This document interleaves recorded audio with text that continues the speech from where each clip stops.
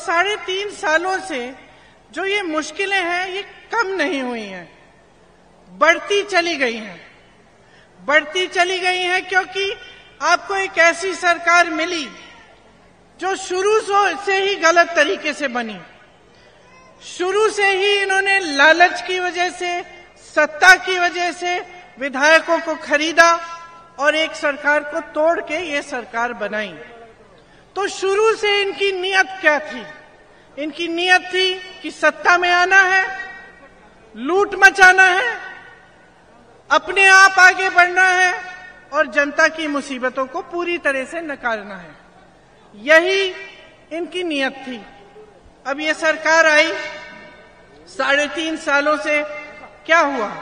आज तो मुझे ताज्जुब हुआ, मैं यहां आ रही थी तो मैंने देखा कि प्रधानमंत्री मोदी जी यहीं पास में कहीं एक भाषण दे रहे हैं।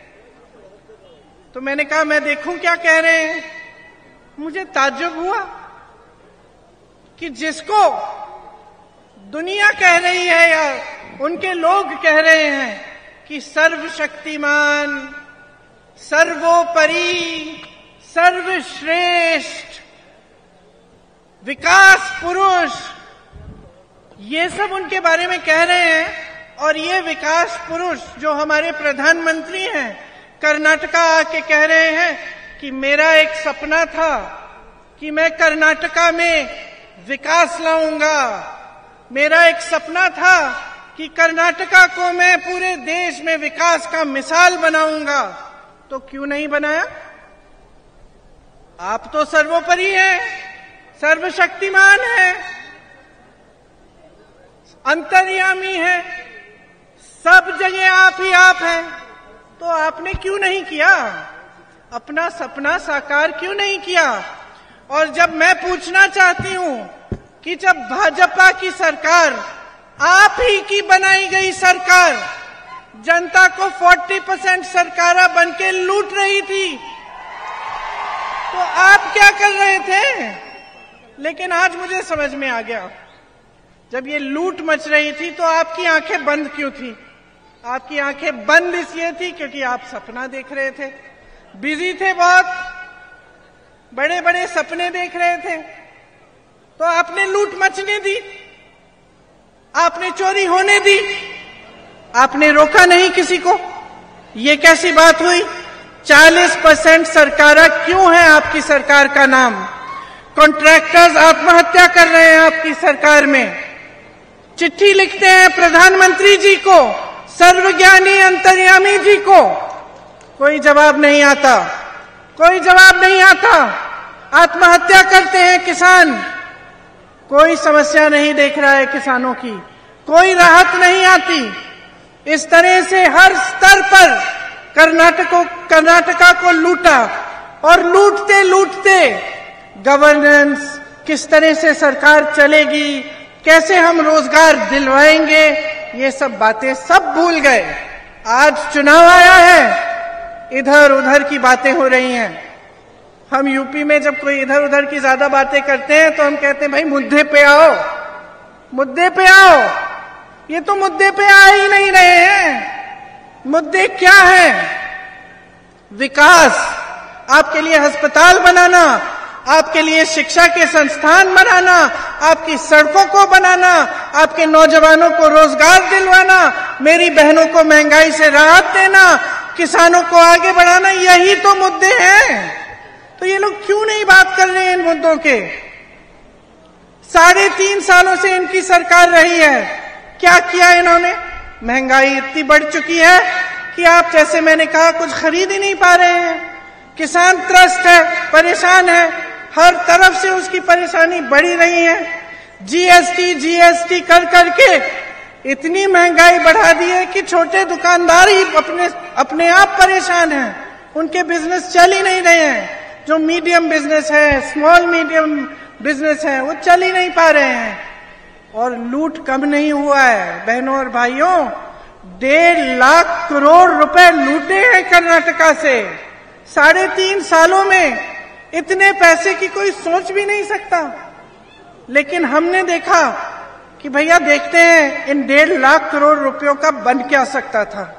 और ताज्जुब होगा आपको जान के, जितना पैसा इन्होंने लूटा है इससे आपके लिए 100 एम्स के अस्पताल बन सकते थे।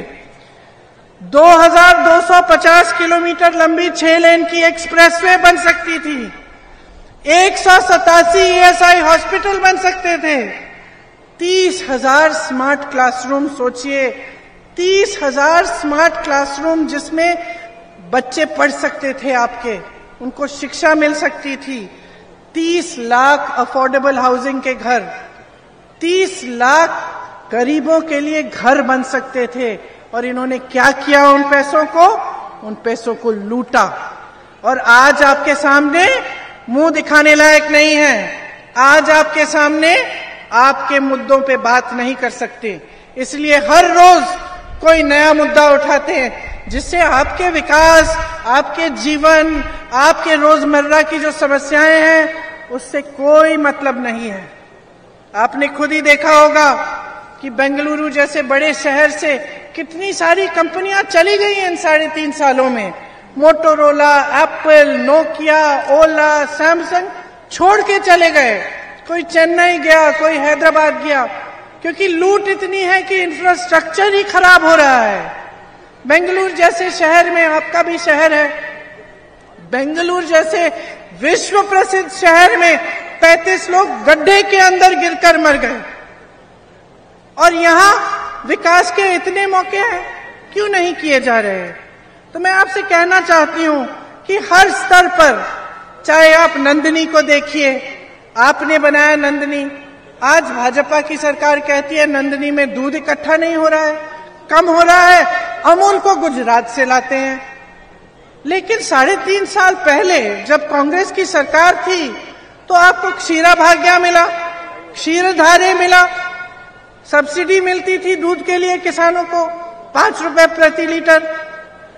दूध इतना इकट्ठा हो रहा था कि मुफ्त में स्कूल के बच्चों को मिल सकता था। तो अब अचानक कैसे कम हो गया? अचानक ये कैसे कह रहे हैं? क्योंकि ये भी झूठ है। ये जो नंदिनी आपने बनाई, इसको भी लूटने की कोशिश है। गुजरात से अमूल को लाएंगे, आस्ते आस्ते नंदिनी को खत्म कर डालेंगे।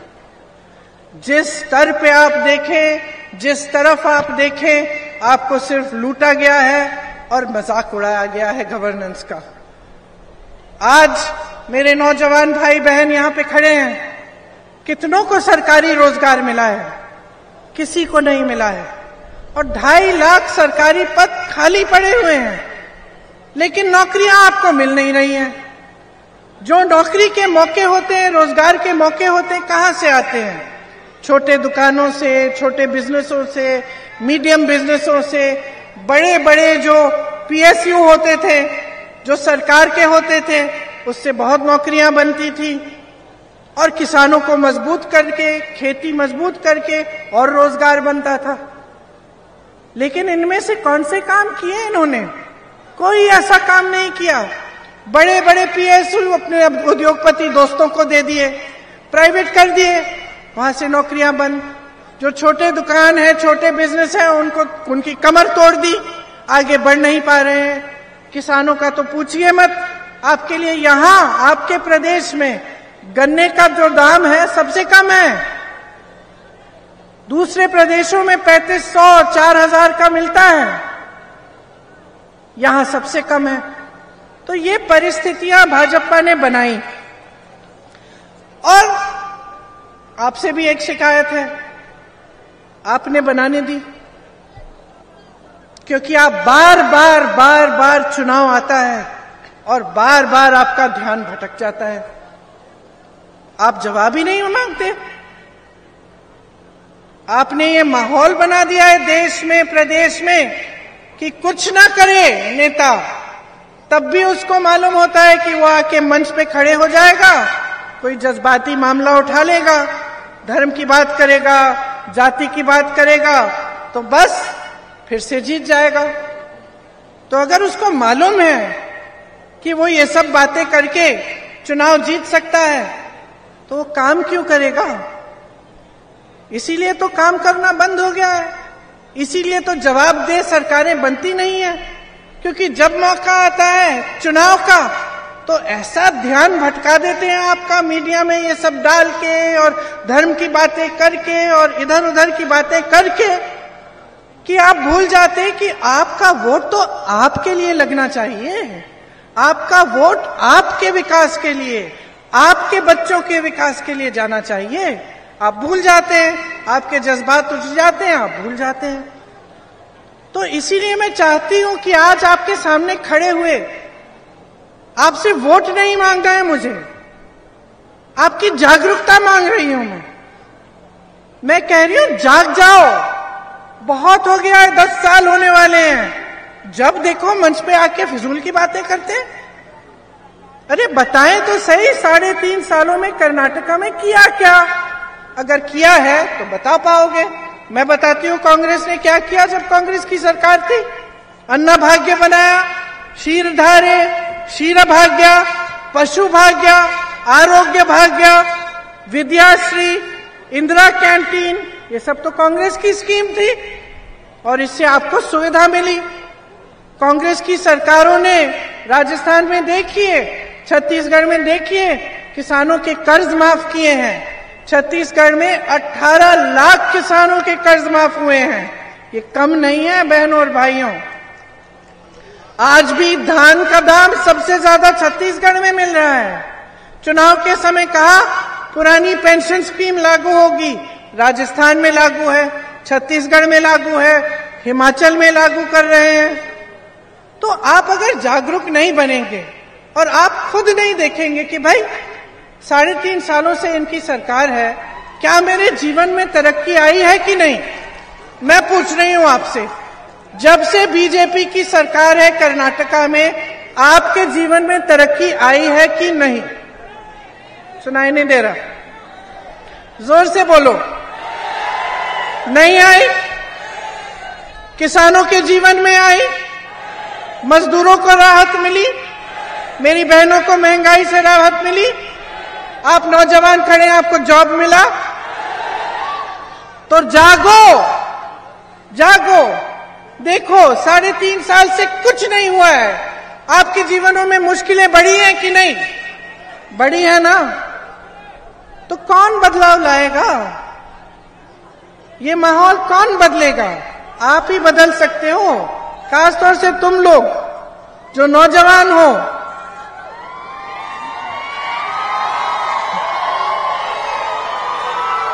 बदलाव लाओ, अपना हक मांगो।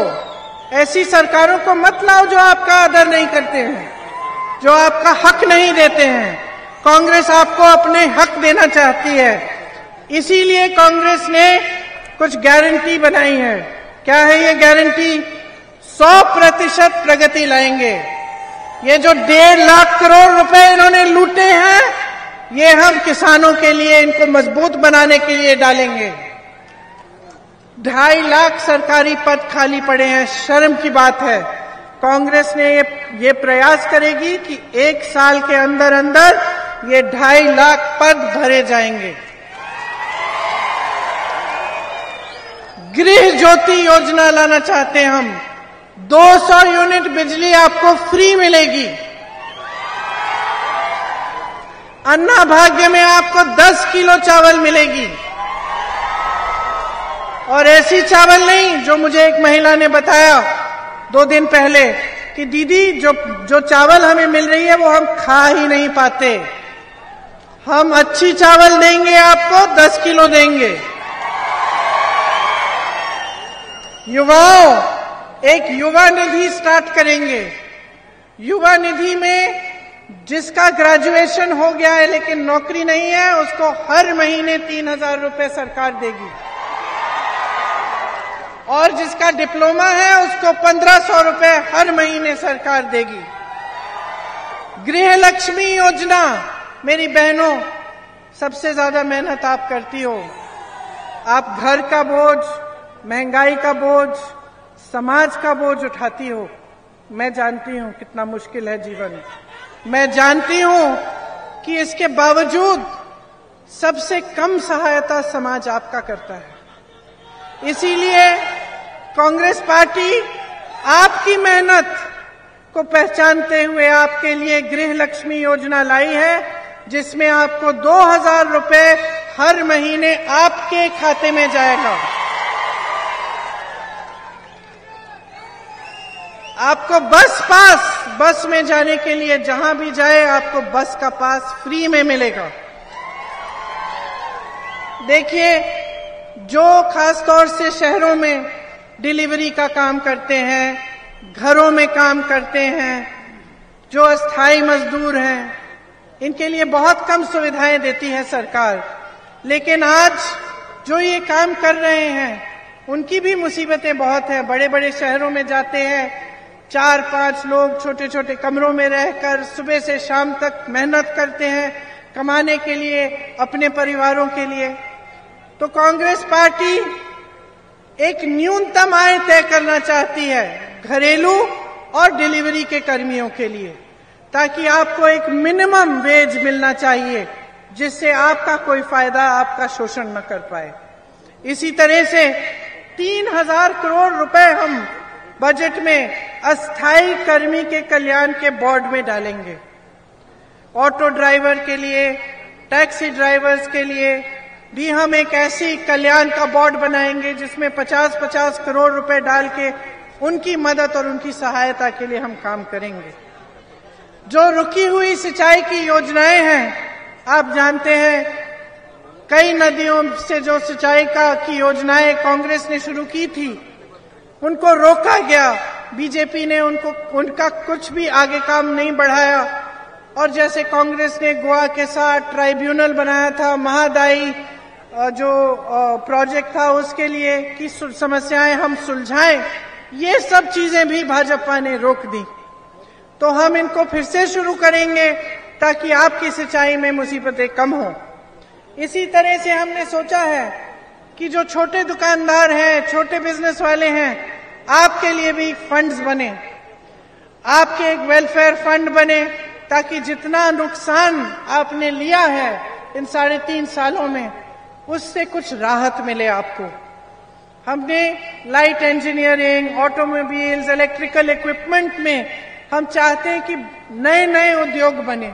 हम चाहते हैं कि कर्नाटका में जो ये इलेक्ट्रिक गाड़ियां हैं, जो पेट्रोल डीजल से नहीं चलती, जो आजकल एक बहुत नई चीज निकली है, हम चाहते हैं कि कर्नाटका ही इनका हब बने, यहां सबसे ज्यादा बने, इससे बहुत रोजगार मिलेंगे। और बीदर से लेकर चामराजनगर तक एक इंडस्ट्रियल कॉरिडोर बनाना चाहते हैं, जिसमें टाउनशिप बने।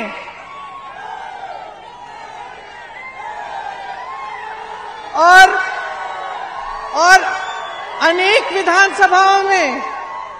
विधानसभाओं में 10 करोड़ के स्टार्टअप फंड कि ये जो नौजवान हैं अगर एक छोटी सी बिजनेस शुरू करना चाहते हैं तो उस विधानसभा से ही उनको थोड़ा सा पैसा, थोड़ी सी मदद मिल सकती है कि अपने ही पैरों पे खड़े हो जाएं। कर्नाटका के लिए बहुत सारी चीजें सोची हैं। बेंगलुरु में एक टूरिज्म और बिजनेस के लिए, जैसे दुबई में होता है, गोल्ड और डायमंड पार्क बने। जैसे बेंगलुरु में आईटी सेक्टर मजबूत हुआ है और दुनिया में जाना जाता है, तो क्यों ना ये काम छोटे छोटे शहरों में भी, जो 2 टियर की शहर हैं, उनमें क्यों नहीं कर सकते। तो हमारा प्लान है कि मैसूरू, हुबली, धारवाड़, गुलबर्गा, बेल्लारी, चित्रदुर्गा जैसे जो छोटे शहर हैं, इसमें भी हम आईटी को मजबूत करें, टेक को मजबूत करें। ये सब हमारी योजनाएं हैं, हम आपके लिए करना चाहते हैं। ये कल्याण कर्नाटका है। आपको मालूम है कि कांग्रेस ने ही 371J का, जो आर्टिकल 371J है संविधान का, कांग्रेस ही लाई थी और यहाँ के लिए तमाम विकास के रास्ते खोले। इसके लिए सोनिया जी लड़ी, मनमोहन सिंह जी लड़े और मल्लिकार्जुन खड़गे जी, जो आज कांग्रेस के अध्यक्ष हैं, वो बहुत लड़े। और जब ये आर्टिकल 371J लाए तो हमारे मन में यही था कि कर्नाटका को पूरी तरह से हम विकसित करेंगे। उसकी वजह से रोजगार मिले, किसानों की सिंचाई की सुविधा मिली, कल्याण कर्नाटका का बहुत विकास हुआ। आज वो विकास कहां गया? 3.5 सालों में सारा बंद कर चुके हैं। बेरोजगारी बढ़ गई है। आपको याद होगा यहां पे यादगीर रेलवे कोच की फैक्ट्री खोली थी। ये सब कांग्रेस ने किया था। लेकिन आज भयंकर बेरोजगारी है कल्याण कर्नाटका में। पीने का साफ पानी नहीं मिल रहा है आपको। मुख्यमंत्री जी ने कोई ध्यान नहीं दिया इस क्षेत्र में। 40,000 सरकारी नौकरियां खाली पड़ी हैं इसी क्षेत्र में, कल्याण कर्नाटका में है। 16,000 शिक्षकों के पद खाली हैं और शिक्षित लोग हैं। क्यों नहीं भरे जा रहे हैं? क्योंकि हर तरफ से इन्होंने आपको पूछा नहीं है, घोटाले किए हैं। आप भर्ती के इम्तिहान देते हैं, पीएसआई का इम्तिहान देखिए, पुलिस के कर्मी खड़े हैं, बच्चे मेहनत करते हैं, पेरेंट्स उनके माँ बाप फीस भरते हैं ट्यूशंस के लिए कि भर्ती के इम्तिहान के लिए तैयारी अच्छी होगी, अच्छी नौकरी मिलेगी। तो ये सब मेहनत करने के बाद, पढ़ाई लिखाई करने के बाद, फीस भरने के बाद क्या पता चलता है? उसमें भी घोटाला कर दिया। तो ये परिस्थितियां बन गई हैं कर्नाटका की। और जैसे मैं आपसे कह रही थी, ये परिस्थितियां सिर्फ आप बदल सकते हो। ये आप ही के हाथों में है। समझ लो, महान इतिहास है आपका। आपकी संस्कृति दुनिया भर में जानी जाती है। यहाँ के महान गुरु महात्मा सबने ये संस्कृति आपके साथ बनाई, आपके समाज ने बनाई। आपका एक ऐसा प्रदेश है जो मुझे याद है, जब मैं छोटी थी मेरे पिताजी कहते थे हम कर्नाटका में बहुत विकास कर सकते हैं, वहां पे आईटी टेक की बड़ी बड़ी शहरें बना सकते हैं। और मैं पूछती थी कैसे? छोटी थी, मुझे नहीं मालूम था।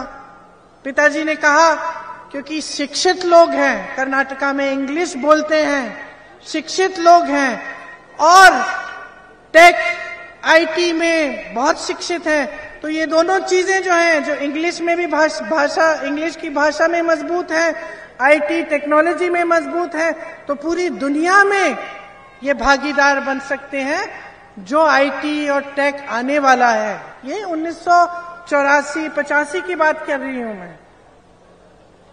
तो आप तब से पहचाने जाते थे अपनी मेहनत के लिए, यहाँ की शिक्षा के लिए, अपनी संस्कृति के लिए, और इसके लिए कि आप सब मेहनत से अपने प्रदेश को बनाने लायक हैं और खुद अपने पैरों पे खड़े होने लायक हैं। तो उस परंपरा को तोड़िए मत। अपने प्रदेश को ऐसे हाथों में देकर जो सिर्फ लूटना चाहते हैं, दिल में सत्ता की लालच है, आपकी कोई परवाह नहीं है, उनके हाथों में मत दो। अब बंद करो ये सब।